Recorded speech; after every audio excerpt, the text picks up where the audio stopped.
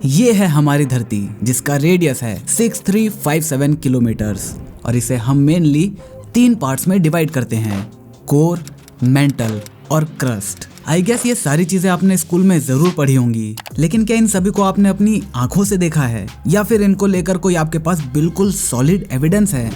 नहीं है ना। पृथ्वी के सेंटर में एक कोर है जिसे हम 2 पार्ट्स में डिवाइड करते हैं, एक इनर कोर, एक आउटर कोर। ये दोनों मिलकर पृथ्वी का ऑलमोस्ट 31% हिस्सा बनाती हैं। इनर कोर सॉलिड स्फीयर है जो मेनली आयरन का बना हुआ है, तो वहीं आउटर कोर में मोल्टन फॉर्म में आयरन और निकल का अलॉय मौजूद है। और बहुत सारे लोगों का ये मानना है कि ये जो मोल्टन स्टेट है ये हमारी धरती के अंदर काफी तेजी से घूम रहा है और इसी मेटालिक लिक्विड के घूमने की वजह से हमारी धरती की मैग्नेटिक फील्ड बनती है। अगर आपने द कोर मूवी नहीं देखी है तो उसमें यही मोल्टन जो कोर है वो घूमना बंद कर देती है और हमारी धरती से मैग्नेटिक फील्ड पूरी तरीके से खत्म होने लगती है और धीरे धीरे उसका जो असर है वो पक्षियों पर दिखने लगता है। वो अपना रास्ता नहीं ढूंढ पाती, हमारे नेविगेशन सिस्टम सारे के सारे फेल्स हो जाते हैं, प्लेन क्रैश होने लगते हैं और दूसरी बहुत सारी दिक्कतें भी होनी शुरू हो जाती हैं। तो अगर आपको इन सारी चीजों के बारे में डिटेल में जानना है तो मैं आपको रिकमेंड करूंगा कि आप द कोर मूवी देखो या फिर जिस नॉवल के ऊपर ये बेस्ड है कोर, आप वो नॉवल भी पढ़ सकते हो। खैर, अगर हम बात करें धरती के बीच के हिस्से की तो सबसे सॉलिड गैस तो यही लगाया जा सकता है कि ये हिस्सा सॉलिड है क्योंकि मोल्टन मटेरियल प्लेनेट के सेंटर को स्टेबल नहीं रख सकता। फिर इसके बाद आता है मेंटल जो आयरन और मैग्नीशियम सिलिकेट की बनी हुई है और सबसे ऊपर है हमारा क्रस्ट जो हमारी धरती का एक तरह से सरफेस भी है और हमारा ओशियन भी इसी क्रस्ट के अंडर में ही आता है और ये क्रस्ट हमारी पृथ्वी के टोटल वॉल्यूम का सिर्फ 1% है। वैसे अगर धरती की डेप्थ की बात करें तो आप इसी बात से अंदाजा लगा लो कि इंसानों ने आज तक हमारी धरती के नीचे सिर्फ 12 किलोमीटर यानी 12 किलोमीटर तक का ही गड्ढा किया है। हमारा क्रस्ट जो कि पृथ्वी का 1% है उसी की गहराई 5 से 70 किलोमीटर तक की है। मतलब हम अभी तक अपने धरती के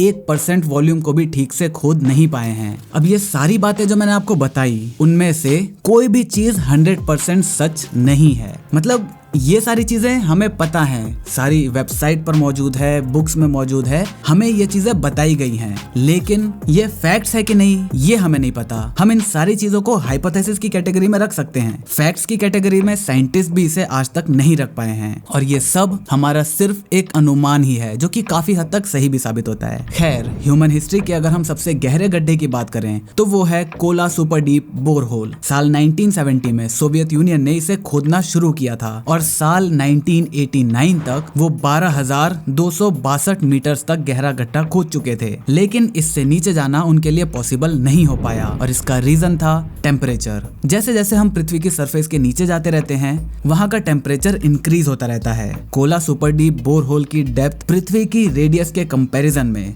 सिर्फ 0.2% थी, लेकिन वहां पर ही टेम्परेचर करीब 180 डिग्री सेल्सियस तक पहुंच गया था। पृथ्वी के लेयर्स और उनके कॉम्पोजिशन के बारे में जानने का हमारे पास सिर्फ एक ही तरीका है और वो है इसमें गड्ढा करके नीचे जाना। और ये तरीका तो वैसे भी शायद इम्पॉसिबल सा ही लगता है क्योंकि हमारी करंट टेक्नोलॉजी और शायद फ्यूचर की टेक्नोलॉजी भी इतनी एडवांस ना हो पाए जो कि इतने ज्यादा टेम्परेचर और साथ ही साथ इतने ज्यादा प्रेशर को भी सस्टेन कर पाए। अब हाँ, अगर हमने द कोर जैसी कोई मशीन बना ली वो बात अलग है। तो पृथ्वी के अंदर है क्या ये शायद हमें कभी भी अपनी आंखों से देखने को तो नहीं मिलेगा। हमारी पृथ्वी और इस यूनिवर्स में कई ऐसी चीजें हैं जो अपने आप में कोई ना कोई गहरा रहस्य छुपाए हुए हैं, लेकिन साइंस अपनी एग्जिस्टिंग थ्योरीज और अपनी टेक्नोलॉजीज से इनके बारे में अभी कुछ नहीं कह सकता। आज की वीडियो में मैं आपको ऐसे ही कुछ और भी मिस्टीरियस चीजों के बारे में बताने वाला हूँ। साल 1901 ग्रीस के एक आइलैंड एंटीकाइथेरा के कोस्ट पर प्राचीन शिप का मलबा मिला था। जब इस शिप की जांच की गई तो इसमें एक बहुत ही अजीब सा मैकेनिकल डिवाइस मिला जिसका नाम रखा गया एंटीकाइथेरा मैकेनिज्म।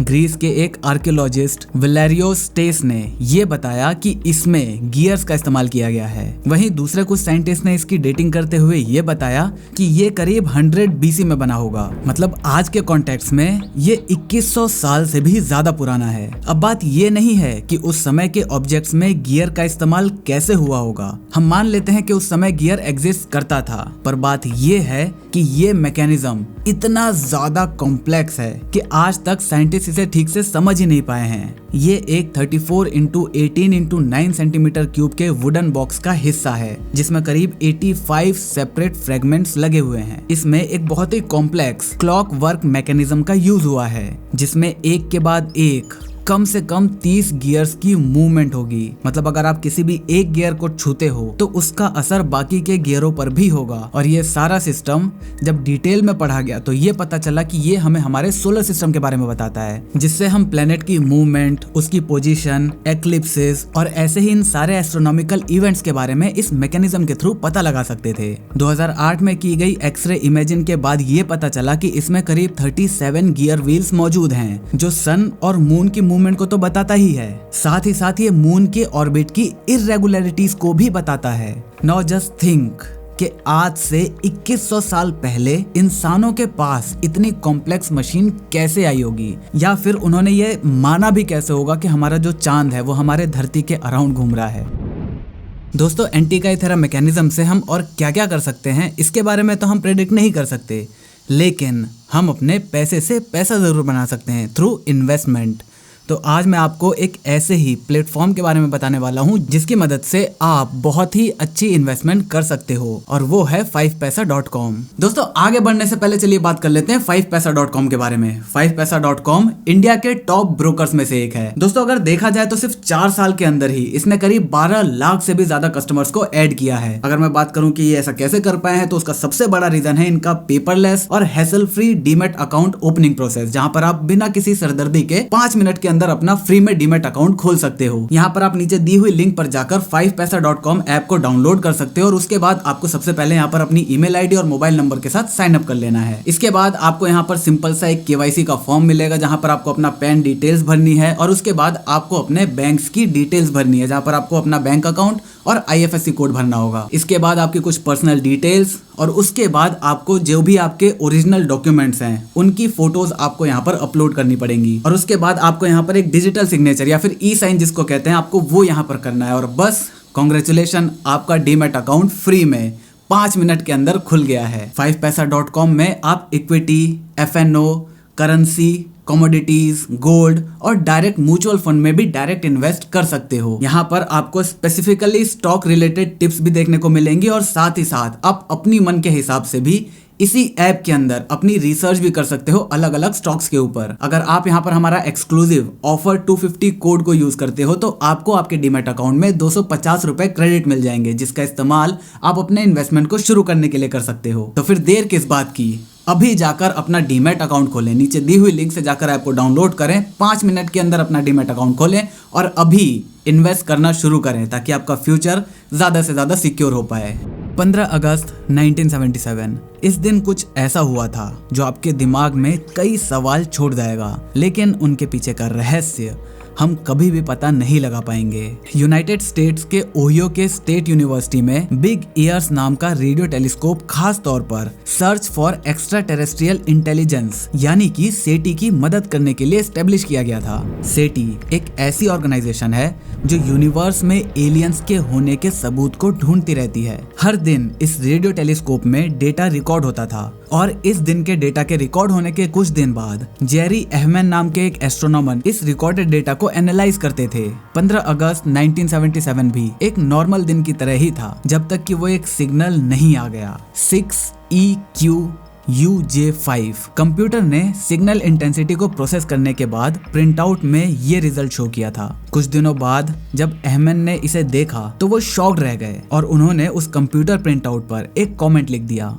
वाओ। तभी से इस सिग्नल का नाम वाओ सिग्नल पड़ गया। उन्होंने ऐसा सिग्नल कभी भी नहीं देखा था। इसका सिग्नल सीक्वेंस 72 सेकंड्स तक चला और ऐसा माना जाता है कि ये सैजिटेरियस कॉन्स्टेलेशन की ओर से आया था। उस समय की टेक्नोलॉजी ये नहीं समझ पाई कि ये सिग्नल मॉड्यूलेट था या नहीं। हाँ, मॉड्यूलेट, इसका क्या मतलब होता है? वेल देखिए, अगर वो सिग्नल किसी एलियन ने भेजा होगा तो वो हमें कुछ इन्फॉर्मेशन तो जरूर देना चाह रहे होंगे, या फिर हमसे कोई कम्युनिकेशन स्टैब्लिश करने की कोशिश कर रहे होंगे, राइट? राइट। अब ऐसे में उन्होंने उन सिग्नल्स में कुछ इंफॉर्मेशन को एनकोड करके भेजा होगा और रेडियो वेव्स की मदद से इंफॉर्मेशन काफी दूर तक जा सकती है। तो रेडियो वेव की मदद से इंफॉर्मेशन को ज्यादा दूर तक भेजना, इसे ही हम मॉड्यूलेशन कहते हैं। आज तक बहुत से साइंटिस्ट इसके बारे में अपनी अपनी थ्योरीज, अपने अपने हाइपोथेसिस दे चुके हैं। कुछ कहते हैं कि ये एक नेचुरल सिग्नल था, स्पेस में किसी ऑब्जेक्ट ने एमिट किया होगा, और कुछ के हिसाब से तो ये सिग्नल्स एलियन के होने के पक्के सबूत हैं। लेकिन इनमें से किसी के पास भी अपनी अपनी थ्योरीज को प्रूफ करने का और इस सिग्नल को लेकर कोई भी ऐसी जानकारी नहीं है जो इन दोनों ही बातों को पूरी तरीके से 100% प्रूफ कर पाए। हम अभी तक इसके बारे में सिर्फ और सिर्फ हाइपोथेसिस ही गेस किए जा रहे हैं। अब मैं जिस चीज के बारे में आपको बताने वाला हूँ वो एक नेचुरल फिनोमिना है, जिसके बारे में शायद ही आपने कभी सुना होगा। कई बार आप अपने घर में बैठे हो या फिर अपनी गाड़ी से कहीं जा रहे हो, आपने अचानक से वहां पर बादल के गरजने की आवाज सुनी होगी। आपका तो पता नहीं, लेकिन मैंने तो सुनी है। लेकिन जब हम ऊपर आसमान में देखते हैं तो आसमान बिल्कुल खाली है। लाइटनिंग या फिर बादल कैसे गरजते हैं? जब दो बादल आपस में फ्रिक्शन जनरेट करते हैं, उससे जो पोटेंशियल डिफरेंस या मैं कहूँ जो हाई वोल्टेज जनरेट होता है, उसकी वजह से हमें लाइटनिंग देखने को मिलती है। मतलब जो हमारी इलेक्ट्रिसिटी है, जो नंबर ऑफ इलेक्ट्रॉन्स है, वो आसमान से धरती तक इतनी तेजी से ट्रेवल करते हैं कि वो साउंड बैरियर को तोड़ देते हैं। जैसे फॉर एग्जांपल, आप किसी भी छड़ी को, बहुत ही पतली छड़ी को तेज तेज घुमाओ तो वो इतनी ज्यादा तेज घूमती है कि वो छड़ी साउंड बैरियर को तोड़ देती है, और इसी वजह से वो शू शू शू शू की आवाज हमें सुनाई देती है। सिमिलरली जब लाइटनिंग होगी तो इलेक्ट्रॉन्स के मूवमेंट साउंड बैरियर को तोड़ेंगे, और वो साउंड बैरियर जब टूटता है तो वो हमें थंडरबोल्ट की तरह सुनाई देता है। लेकिन कभी कभी हमें ऐसी थंडरबोल्ट की आवाज सुनाई देती है जब आसमान में बादल होते ही नहीं है। जापान के लोग इसे यूमिनारी यानी कि समुद्र के रोने की आवाज कहते हैं, तो बांग्लादेश के लोग इसे बैरिसल गन्स कहते हैं, क्योंकि इनकी आवाज किसी गन के फायर जैसी होती है। और बांग्लादेश के बैरिसल नाम की जगह पर यह फिनोमिनन ज्यादातर ऑब्जर्व किया जाता है। भारत में तो वैसे इसका कोई नाम नहीं है, लेकिन गंगा नदी के आसपास के कई इलाकों में ऐसी आवाज सुनाई देने का दावा किया जाता है। लेकिन फिर सवाल यही उठकर आता है कि आखिर ये आवाज आती कहां से है? आखिर साउंड बैरियर टूटता कैसे है? अगर हम आज के मॉडर्न जमाने की बात करें तो चलो एक बार को मान लेते हैं कि कोई सुपरसोनिक प्लेन हमारे ऊपर से गया है आसमान से, और वो हमें दिखाई नहीं दिया, लेकिन हमें उसकी आवाज सुनाई दी। लेकिन ये आवाजें तब से आ रही हैं जब से इन प्लेन्स का नामो निशान भी नहीं था। कुछ लोग कहते हैं कि ये पृथ्वी के एटमॉस्फेयर में एंटर होने वाले छोटे छोटे मीटेरियोइड्स के कारण होता है। मतलब जब वो हमारे एटमॉस्फेयर में एंटर होते हैं और एटमॉस्फेयर में एंटर होते ही बर्न हो जाते हैं, और उसी बर्निंग के चलते हमें ये आवाजें सुनाई देती हैं। वहीं पर कुछ लोग ये भी कहते हैं कि ये समुद्र के नीचे से ऊपर की ओर आने वाली एक मीथेन गैस के बबल के फूटने की वजह से होता है। लेकिन इसका एग्जैक्ट रीजन क्या है, ये हमें आज तक कोई भी साबित नहीं कर पाया है। और क्योंकि ये आवाज हमें आसमान से सुनाई देती है, इसी वजह से हमने इसका नाम स्काई क्वैक भी रख रखा है। जैसे अर्थ क्वैक होता है, हमारी धरती हिल जाती है, उसी तरह आसमान के हिलने को हम स्काई क्वैक कहते हैं। तो ये थे कुछ ऐसे मिस्टीरियस फिनोमिनन जिसके होने का रीजन हमें आज तक नहीं पता चला है। साइंटिस्ट इस पर लगातार काम करते आ रहे हैं, लेकिन उन्हें अभी तक कोई भी ठोस चीज इन सारों के बारे में नहीं पता चली है। आपको क्या लगता है कि इनका होने का रीजन क्या हो सकता है? अपना दिमाग लगाओ और कमेंट करके नीचे जरूर बताओ। मैं मिलता हूँ आपसे अगली वीडियो में, तब तक जय हिंद, वंदे मातरम।